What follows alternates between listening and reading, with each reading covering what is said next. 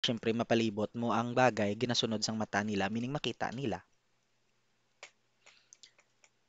Okay, ears, nose, sinuses, mouth, pharynx, and neck.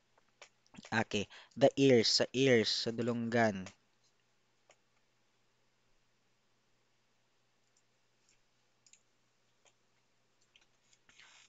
Sa tympanic membrane, sa ears, ang tympanic membranes, guys, ginpanami lang na siya nga term sa ang eardrum. Okay, tympanic membranes or the eardrum, it separates the outer ear from the middle ear. When sound waves reach the tympanic membrane, they cause it to vibrate. So, si tympanic membranes, until approximately 3 years, the external auditory canal is directed downward, similar to infants, and the auricle must be pulled downward and backward to afford the best view. Ginambahan natin ginap. Same lang man sa infant, ginabutong panaog, guys. Tapos ginapa atras para makita ang eardrum or ang tympanic membranes. Sa formal hearing testing, ano lang siya, dili na masulod ang whispered test bala, guys. Hearing by you can closely test for hearing by using the whispered voice test. So ano ng whispered voice? Makadto sa kilid or sa likod ng bata, stand behind the child so that the child cannot read your lips. Cover one of the child's ear canals and rub the tragus using a circular motion. Whisper letters, numbers, or a word and have the children repeat it or have the child repeat it. So mahutik ka, hinayon mo lang, tapos ipa-repeat mo sa bata. Tama ng whispered voice. No sinuses, maxillary sinuses are noted exercised by age 4 is sphenoid sinuses. Check for, tingin ko ni ganagina. Inspect into otoscope. Inspect din sa mga no technical condition. Nasal septal deviation. Magamakata nasal septal deviation. Nagkiwi ang ilong. Mo lang ni Chora. Nasal septal deviation. Nan, nagkiwi. Deviated septum. So, na, presence of polyps. Okay, mouth and pharynx. For anxious young children, perform this part of the examination toward the end because it may require parental assistance. The young cooperative child may be more comfortable sitting in the parent's lap. So, importante nga ara ang parents, alinggina, yan ang bako pa kay pwede nga magpalak or maging anxious ang bata. So, mas mayong papungkuon siya sa tubang sang ginikanan niya. So the child who can say ah will usually offer a sufficient, albeit brief, view of the posterior pharynx so that a tongue blade is unnecessary. So pangangahon ang bata kay gima-check kita sang mouth and pharynx. So magamuna ang bata, hindi naman necessary gid ang tongue blade. Tapos halong lang kita mag-check kita sang mouth and pharynx base matuslok ta ila nga tutunlan gid panaog kag mag-trigger sang gag reflex bala na matroma na sila, hindi na sila gusto liwat. So na-examine the teeth for timing and sequence of eruption number, character, condition, and position, not only ang mouth and pharynx, guys, but also the teeth. So abnormalities of the enamel may reflect local or general disease. Neck, okay, check lang for lymphadenopathy, naghabok-habok ng mga liog na bla, na lymph nodes, mula na. Thorax, lungs, heart, abdomen. Auscultation usually is easiest when a child barely notices, as when in a parent's lap. Let a toddler who seems fearful of the stethoscope play it before touching the child's chest. So, dire ko lang na-realize nga ginobra ni Doc sang nag-duty sa ospital, ginapakapot ya ang stethoscope bala. Ginapakapot ya sa bata para hindi makulba ng bata. Kaya nga, at least aware ang bata kung ano ang gakatabo siya. Ginakaptan niya lang sa stethoscope ang panga niya. Tapos, ulmo ni Doc. Ulmo na ni Doc ha, mamati kita sa imo. So, mana. Pag-check yun na, i-auscultate ni Doc ang thorax and lungs. So, assess the relative proportion of time spent on inspiration versus expiration. The normal ratio is about 1 to 1. Prolonged inspirations or expirations are a clue to disease location. Magamit kita 1 to 1 kung ano kadugay or kadasig ang iya inhale, amo man na kadasig or dugay iya nga exhale. Okay? Unlike sa adult, yeah, 2 is to 1 na. So, sorry, 1 is to 2. Kung pag higop, ya, pag 1, mas dugay ang exhale. Okay, sa mga bata, yeah, dasig lang na iyang exhale, so 1 is to 1. So young children asked to take deep breaths, often hold their breath. Further complicating auscultation, it is easier to let preschoolers breathe normally. Demonstrate to older children how to take nice, quiet, deep breaths. Make it a game. Ask the child to blow out candles on an imaginary birthday cake. So, isama na sa diskarte kung paano yung balaan ng force expiratory maneuver. Ariyo, ang force expiratory maneuver, pahigupon, sorry, pahuyupon nyo siya nga duara lang sa birthday cake. Yan. Heart, use your knowledge of the development stage of child. A 2-year-old may be easiest to examine while standing or sitting on the mother's lap. Yeah. Benign murmurs. Preschool and school age children often have benign murmurs. The most common is still murmurs. Sorry. Musical, vibratory, early, and mid-systolic murmur with multiple overtones. Mm.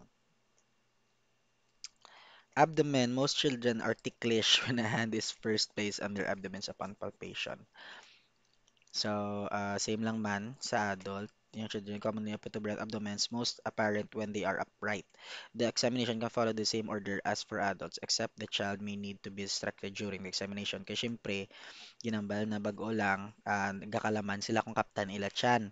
So, dapat distracted sila. May ang panganan sila, o ginapamangkot, ginastoryanan, amo na. This reaction tends to disappear, particularly if the child is distracted with conversation, ginamba ko na bago lang, and the whole hand is placed flush on the abdominal surface for a few moments without probing. Sama na.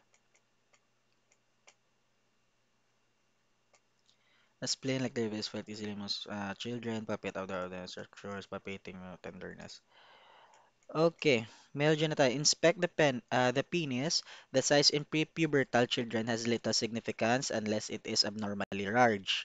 In obese boys, the fat pad over the symphysis pubis may obscure the penis. Nan, amo ni kung mga tambok ng mga bata, ma-obscure or hindi maayo ma-visualize ang penis bangod sang fats nila. Okay? There is an art to palpation of the young boy's scrotum testes because many have an extremely active cremasteric reflex. Guys, anong cremasteric reflex? It is a superficial reflex found in human males, wow, that is elicited when the inner part of the thigh is stroked. Ari man nakabutang di. Can be tested by scratching the medial aspect of the thigh. The testis on the side being scratched will move upward. Cremasteric reflex. May ari di sila picture. Cremasteric reflex. Sa mana. Yan, ari guys. Kung i-rub nyo na didampi, ang itlog ya masaka na. Do naga-flex blang itlog. Na-imagine nyo guys, hindi lang. Okay, basta mo na. Kung hinimas ni ang sa paa dampi, na that's called cremasteric teric reflex. Normal lang na guys, okay? Gina-flex na or nagasaka ang itlog. Tama na. Um, Pwede nga ipa-cross leg on the examining table as shown. You can give him a balloon to inflate to increase abdominal pressure if you can detect testosterone is descended if it spends much time in the genital area. Okay, sa babae naman, the female genital, the genital examination can be anxiety provoking for the older child and adolescent, especially if you are the opposite sex. For parents and for you, however, if not performed, a significant finding may be missed depending on the child's developmental stage. Explain what parts of the body you will check, and that is part of the routine examination. Most children will examine sa pine frog leg position. So, anong frog leg position? Amo ning brown. Frog leg position. Hindi man nga x-ray. Frog leg position. Ay, may x-ray ka dyan. So, okay. Amo ni. Frog leg. Na, mag-check sang female genitalia. Do not use stirrups as may frighten the child. Anong stirrups, guys? Ang stirrups, amo nang ginagamit sa mga nanay, blah, manog bata. Or lithotomy position, stirrups, medical. Kaya nga, makulbaan ng bata. Ara gani, oh. Na, ara, oh. Na, stirrups. Do not use stirrups as they may frighten the child. The following diagram demonstrates a 5-year-old child sitting on her parent's lap with the parent her knees outstretched. So, importante, ganyan nga ang parents, guys. Okay? Examine the genitalia in... Sorry. Din ako. Essential and inefficient in systematic manner. Next, visualize structures by separating the labia with your fingers as shown below. May labial adhesions or fusion of the labia minora may be noted. Labial adhesions. Guys, magamit ang labial adhesions. Di ba ang labia, ang word labia, di ba lips na?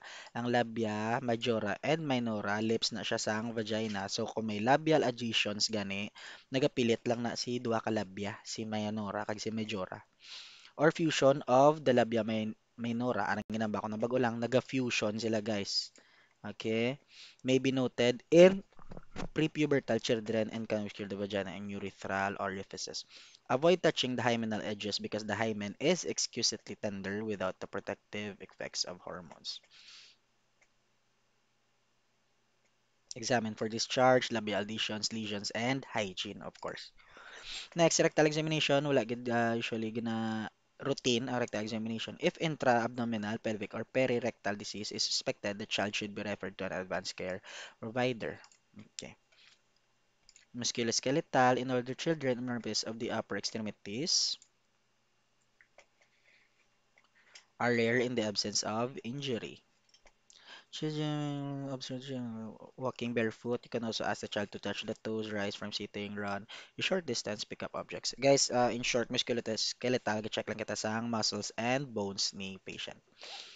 Um, test for severe hip disease with its associated weakness of the gluteus medius muscle. Observe from behind as the child shifts weight from one leg to other.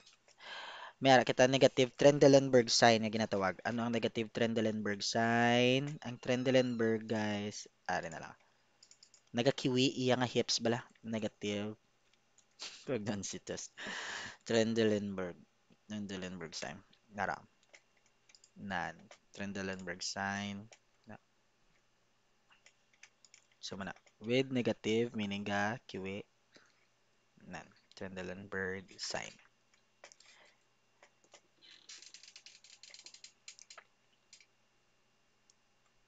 Okay. Nervous system. Guys, mag-nervous system. Ari naman, ibalik naman kita kay Denver 2. Nagyan na natin si Denver 2 sa mga past nga um, sa past nga topics. Pwede nyo na ma-search si Denver 2. Na, i-read lang. Okay, sensation. Do not use pinpricks with me.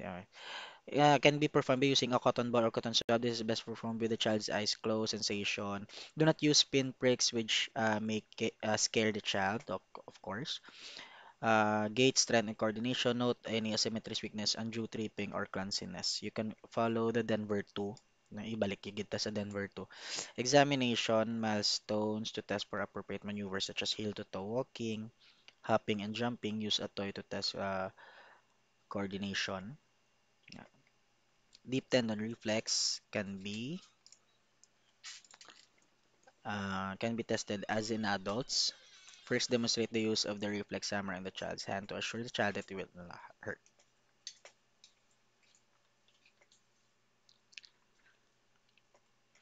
Development, you can ask children older than 3 years to draw a picture, copy objects that is done in the Denver 2. Same lang man. Development, kung well-developed na ang baby ang bata. Cranial nerves, cerebral function, guys, pwede na ang finger to nose and rapid alternating movements of the hands of fingers. Finger to nose, so fingers. So, mamuni ang nurse. So, ito ba? Mamuning nurse. Sige, touch mo bing fingers. Pag touches ang fingers, sige, touch mo ang nose. I-touch mo ng nose ya. So, dapat tadlong lang finger to nose. Amo na siya. Tapos, discriminate nila ang right and left. Bala nila ang sorry. Ang right kag ang left. Tama.